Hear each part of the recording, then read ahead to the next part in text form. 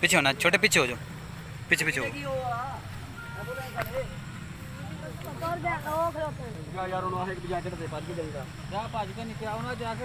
अस्सलाम वालेकुम मनायत साहब, तफसील दसिया जी। सर अभी तक तो पता नहीं है, मेरा ख्याल है ये मगरिब से पहले का वाक़या है।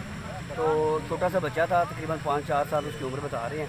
वो अपने दादू के साथ इधर खेल रहा था, तो विक्टिम यही कह रहे हैं कि वो डूब गया है।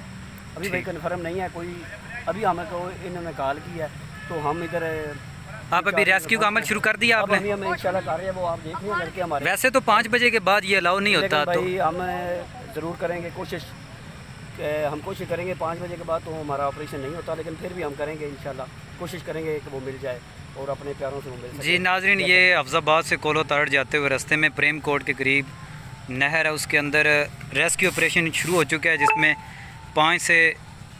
4-5 साल का बच्चा, जिसके बारे में बताया जा रहा है कि यहाँ पे डूब गया है। तो रेस्क्यू अमला इस वक्त अपने फ़रज़ सर अंजाम दे रहे हैं। इस वक्त 2 अहलकार जो हैं वो पानी में गए हुए हैं लाश ढूंढने के लिए, अगर बच्चा इसमें है तो। लेकिन भाई अभी कंफर्म नहीं है, अभी कंफर्म नहीं है कि बच्चा यहाँ पे है भी कि नहीं, बाहर नहीं गई तो।